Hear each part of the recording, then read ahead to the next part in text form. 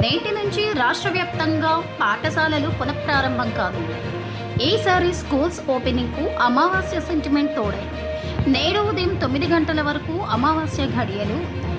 అమావాస్య రోజున కొత్త పనులు ప్రారంభించడం మంచిది కాదనే నమ్మకం కొందరిలో ఉండటంతో స్కూల్స్ ఓపెనింగ్ పై కూడా ఆ సెంటిమెంట్ ప్రభావం కనిపిస్తుంది.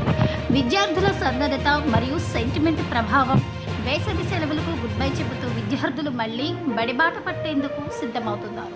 ఇక తెలంగాణ రాష్ట్ర వ్యాప్తంగా నేటి నుంచి పాఠశాలలు ప్రారంభం కానున్నాయి.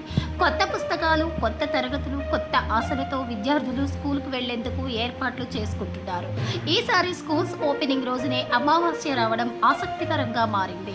ముఖ్యంగా గ్రామీణ ప్రాంతాల్లో సంప్రదాయాలను ఎక్కువగా పాటించే కుటుంబాల్లో అమావాస్యను సెంటిమెంట్గా భావిస్తుంటారు. కొత్త కార్యక్రమాలు, శుభకార్యాలు ప్రారంభించడానికి ఈ రోజును కొందరు దూరంగా ఉంచుతారు, కొందరైతే అశుభంగా భావిస్తారు.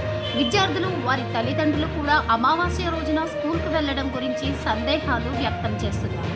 మరికొందరు మాత్రం విద్యాభ్యాసానికి ఇలాంటి సెంటిమెంట్లు అడ్డంకి కాదని, ప్రభుత్వం నిర్ణయించిన తేదీల ప్రకారమే పాఠశాలలకు హాజరవుతామని చెబుతున్నారు. ఇక విద్యావేత్తలు, విద్యాశాఖ అధికారులు సూచనలు, విద్యావేత్తలు మాత్రం చదువుకు శుభాశుభాలతో సంబంధం లేదని స్పష్టం చేస్తున్నారు. జ్ఞానార్జన ప్రారంభించేందుకు ప్రతిరోజు మంచిదేనని, విద్యార్థులు ఎలాంటి అపోహలకు లోను కాకుండా తొలి రోజు నుంచే పాఠశాలలకు హాజరు కావాలని సూచిస్తున్నారు. మొత్తానికి స్కూల్స్ ఓపెనింగ్కు అమావాస్య సెంటిమెంట్ జత కావడంతో ఈ అంశం చర్చనీయాంశంగా మారింది.